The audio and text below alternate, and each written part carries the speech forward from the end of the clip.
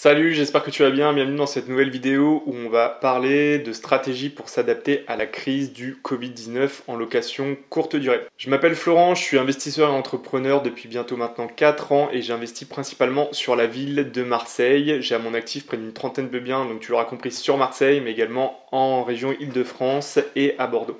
Je me suis spécialisé dans la location courte durée avec près d'une quinzaine de biens sur ce type de stratégie.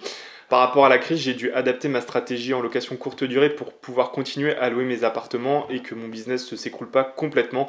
Donc c'est pour ça que je fais cette vidéo puisque je voulais partager avec toi ma stratégie. Tout d'abord, si tu apprécies cette vidéo, je t'invite à mettre un petit pouce et à t'abonner à la chaîne. Si tu as des questions tout au long de cette vidéo, n'hésite pas à me les poser en commentaire, je me ferai un plaisir d'y répondre.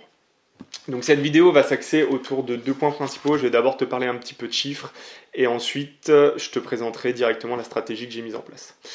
Donc voilà, donc là en termes de chiffres, je voulais te montrer un petit peu le nombre d'annulations que j'ai eu. Donc je les ai comptabilisées, j'en ai eu près de 50 depuis le début de la crise en France. Donc une cinquantaine d'annulations, 49 exactement pour près de 12 000 euros de chiffre d'affaires, en tout cas d'annulation. Depuis que j'ai mis ma stratégie en place, j'ai réussi à réserver pour presque 7200 euros de réservation, ce qui fait, bon, annulation moins réservation, une différence de 4700 euros de perte. Donc voilà, donc j'ai réussi à diminuer de plus de moitié la perte que j'ai eue. Bon, j'avais un chiffre d'affaires prévisionnel pour le mois de mars qui était bien plus élevé que ça, mais aujourd'hui j'estime ma perte entre 45 et 50% par rapport à mon prévisionnel, mais si j'avais rien fait, je serais plutôt autour des 70 à 80%. Donc d'où l'importance, là je fais juste un petit rappel théorique, mais en tout cas sur la location courte durée, c'est vraiment d'acheter au bon prix et de ne pas se laisser aveugler par la rentabilité. De manière générale, la location saisonnière te permet de faire x2 voire x3 par rapport à une location classique, et donc avec une perte de chiffre d'affaires de près de 50%, tu dois encore pouvoir être rentable, voire au moins en autofinancement. En tout cas, c'est mon cas. Donc le premier point, ça va être d'adapter ta stratégie de communication avec tes voyageurs. Donc là, on est sur Airbnb, tu vois, j'ai eu pas mal de réservations qui ont été confirmées. Bon, ça fait partie des annulations, encore des petites annulations, et j'ai également des demandes en cours. Donc ça va être d'être très très réactif. Donc même si tu es adepte de l'automatisation, là tu es en confinement, si tu n'as pas grand chose à faire, je t'invite peut-être à reprendre un petit peu la main sur ta gestion, en tout cas ta communication avec tes voyageurs, et c'est d'être vraiment très très réactif, puisqu'il y a beaucoup de voyageurs qui vont te demander si tes appartements sont encore disponibles malgré la crise du Covid-19, et si tu n'es pas en mesure de répondre dans les 5 à 10 minutes, en tout cas c'est ce que j'ai pu constater, tes clients potentiels en fait vont passer à un autre appartement et tu auras raté une nouvelle réservation. Donc sois beaucoup plus souple au niveau de tes conditions de réservation et également d'annulation. Alors qu'est-ce que j'entends par conditions d'annulation? C'est pas d'aller modifier, de passer en modéré ou en souple au niveau de tes conditions, mais c'est d'essayer de trouver un accord des fois quand tu as des annulations avec des voyageurs et que ça ne rentre pas dans le cadre de la crise du Covid-19. Et par exemple de proposer un remboursement si tu arrives à relouer les nuits. Moi je sais que de manière générale j'ai beaucoup de personnes qui acceptent et qui apprécient le geste. Donc tu l'as compris, améliorer vraiment ta communication, être beaucoup plus réactif, et en fonction, si tu as de l'automatisation que tu utilises, l'adapter pour que ça réponde justement à ces fameuses questions sanitaires, ou alors carrément peut-être la désactiver et le faire toi-même à la main. Ensuite, là on va passer directement sur la stratégie tarifaire. Donc comme tu le sais, j'utilise un channel manager, donc il est là. Donc là on peut voir un petit peu les réservations que j'ai eues. En gris, tu as les annulations.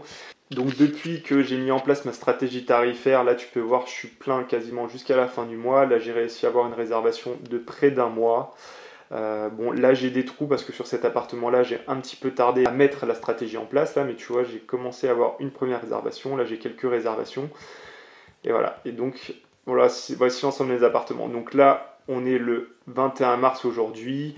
La plupart de mes appartements sont loués jusqu'au 26. Il faut que tu gardes en tête, il y a beaucoup de réservations, ce sont des réservations de dernière minute, donc il faut que tu t'attendes, il faut que tes appartements soient prêts presque du jour pour le jour même, voire le lendemain. Et il faut bien que tu comprennes aussi que le but, faut vraiment que tu sois souple et que tu casses tes prix. En fait, c'est vraiment le cœur de la stratégie. Le but, c'est vraiment pas de, on va dire, de gagner de l'argent, mais c'est vraiment de limiter la crise au maximum pour ton business.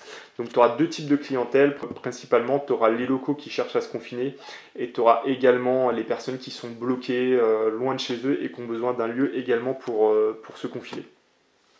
Bon, il y a une troisième catégorie de personnes, mais eux, on n'en parle pas trop. C'est un petit peu les inconscients qui pensent qu'ils sont toujours en vacances.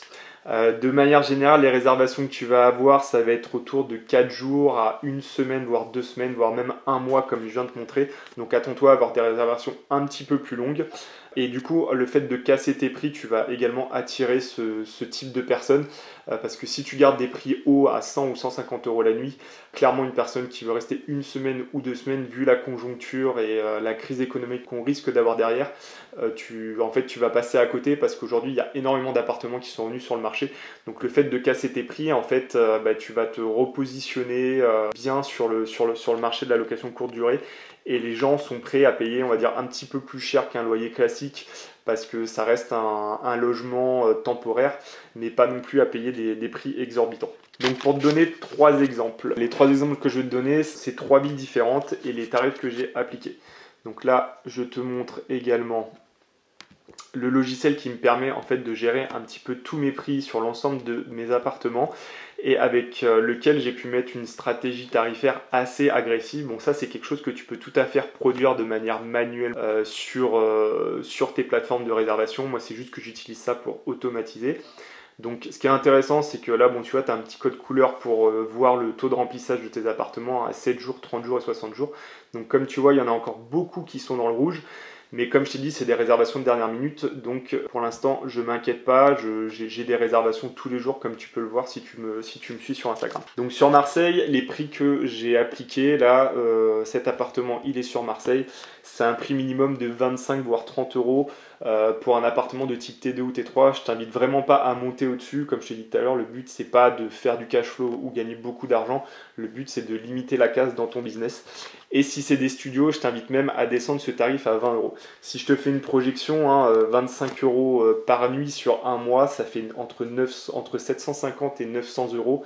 Et pour un studio à 20 euros, ça fait 600 euros par mois. Donc normalement, si tu as bien fait ton travail et que tu as bien établi ta stratégie avant, avec 900 euros, normalement tu devrais pouvoir payer ton crédit et tes charges. Donc ne pas perdre d'argent, en tout cas ne pas perdre d'argent durant la crise. Bien sûr, ces tarifs que je t'indique là sont des tarifs hors frais de ménage. Donc moi je facture en moyenne entre 35 et 50 euros de frais de ménage en plus. Donc à voir, est-ce que tu marges sur ce ménage ou pas. Moi j'ai certains appartements où je marge un peu, donc tu peux également le baisser pour le mettre à prix coûtant et pour que tu puisses attirer vraiment le maximum de réservations. Donc tu l'auras compris, hein, c'est vraiment adapter tes prix à la crise. Aujourd'hui on est vraiment comme une très basse saison. Donc adapte vraiment tes prix pour que tu puisses tenir des réservations. Ensuite, seconde ville, donc je voulais te montrer Bordeaux, qui est une ville un petit peu plus cotée en termes de tarification que Marseille. Donc là, j'ai mis un prix minimum à 35 euros la nuit. Pareil, 35 euros la nuit, ça fait 1050 euros par mois hors frais de ménage. Donc moi, pour te donner mon exemple, j'ai un crédit de 450 euros sur cet appartement. Bon, c'est quand même un grand appartement puisqu'il y a 3 chambres, mais avec 1050 euros par mois, si je le loue complètement, admettons même 900 euros, je paye largement mon crédit, mes charges, et je fais même du cash flow dessus. Donc ça reste intéressant pour moi. Et dernièrement, le troisième exemple, donc c'est en région parisienne, où là, l'appartement, comme tu le vois, il est tout occupé. Là, on est sur des tarifs assez chers parce que c'est à plus d'un mois. Mais j'ai mis, en termes de prix minimum, j'ai mis 45 euros par nuit, ça fait 1350 euros par mois. Et donc, comme je viens de te dire, là, sur cet appartement, j'ai eu une réservation d'un mois pour 1850 euros. Donc, comme quoi, tu vois, cette stratégie fonctionne bien, le fait de casser tes prix, puisque tu as vraiment une bonne visibilité sur les plateformes. Et j'arrive à avoir pas mal de réservations. D'ailleurs, je l'avais noté, il me semble, j'ai réussi à avoir entre 20 et 25 nouvelles réservations depuis que j'ai mis cette stratégie en place. Donc ces tarifs, sur combien de temps il faut les appliquer? T'amuses pas à les appliquer sur 2, 3 ou 4 jours, mais vraiment sur des longues périodes. Moi, je te conseille au moins un mois à venir. Si tu fais sur 2-3 jours, clairement, ça va quasiment avoir aucun impact et les gens ne vont pas venir vers tes appartements. Alors, si tu trouves mes tarifs trop bas et ma stratégie trop agressive, bah écoute, moi, ce que j'ai envie de te dire, c'est que pour le moment, moi, je loue mes appartements, je paye mes crédits, je paye mes charges. Et je peux également payer mes prestataires sans m'inquiéter. Et je fais même un petit peu de cash flow. Parce que si tu reprends les exemples que je t'ai donnés avant, 1050 euros, tu retires 450 euros de crédit, peut-être 200 euros de charge, 200 euros de frais de ménage parce que ça reste des séjours assez longs. Il me reste un petit peu de cash flow. Bon, encore une fois, c'est pas pour gagner de l'argent. Là, la stratégie, c'est vraiment pour que tu puisses survivre à cette crise. Et dernièrement, si tu as vraiment le couteau sous la gorge, je t'invite à vraiment contacter tes partenaires financiers et voir si tu peux avoir un différé de crédit sur tes prêts. Ça te permettra vraiment de te soulager parce que souvent, dans un investissement, c'est la partie crédit qui est la plus lourde. Et moi, ce que j'ai également fait, je te le rappelle, j'ai contacté tous mes fournisseurs et je leur ai demandé des reports de factures. En fait, actuellement, quasiment tous mes fournisseurs, que ce soit Internet, électricité, tous les gros postes, je les ai reportés à 1, 2 ou 3 mois pour vraiment diminuer au maximum mes charges et passer cette période dans les meilleures conditions. Donc voilà, j'espère que tu as apprécié cette vidéo et que tu pourras mettre en place cette stratégie également sur ton propre bien. Si tu as des questions, je t'invite vraiment à me laisser un commentaire. Je me ferai un plaisir de te répondre. Tu as la stratégie globale dans cette vidéo. Si tu veux me suivre, tu peux donc t'abonner à cette chaîne. Tu peux également me retrouver sur Instagram, Florent-Richard, et me retrouver également sur Facebook, Florent RCD.